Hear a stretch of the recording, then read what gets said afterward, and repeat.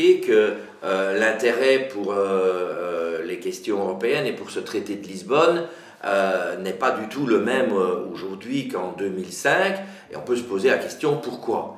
C'est vrai qu'un certain, toute la propagande du gouvernement a essayé de faire croire que de toute façon c'était beaucoup mieux que le TCE, on a parlé de mini-traité, de mini-simplifié, c'est tout un vocabulaire qui ne correspond pas à la réalité mais qui est plus plaisant, et on a essayé de convaincre les gens que de toute façon il n'y a plus rien à faire, c'est plié.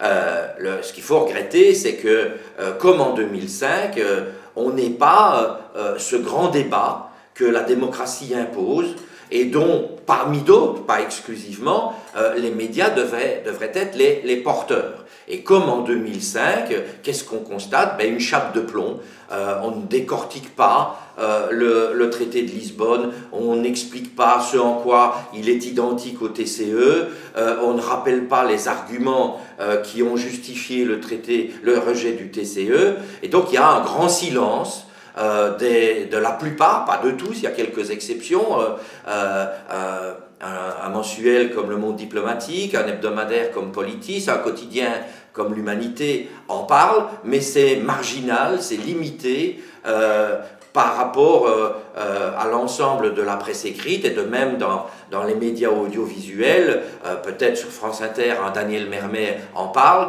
mais c'est le grand silence de tous ces directeurs de pensée qui sévissent le matin à France Inter, à France Culture. Eux, au contraire, se gardent bien d'évoquer le sujet. Et donc, ça renforce le sentiment qu'il n'y a plus de problème, qu'il ne faut pas en parler. Que les choses sont réglées, que ce n'est pas un sujet. C'est d'ailleurs souvent comme ça que les pouvoirs, avec la complicité des médias, font passer des questions importantes dans le droit, dans les lois, en faisant en sorte que ce ne soit pas un sujet de débat.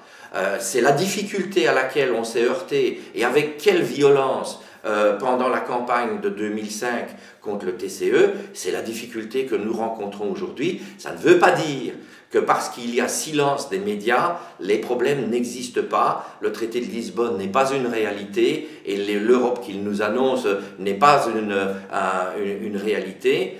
Ça veut dire qu'on est dans un contexte où aujourd'hui, une grande partie des médias sont les fidèles porte-parole des intérêts à la fois de leurs propriétaires et du gouvernement qui sert aussi les mêmes propriétaires.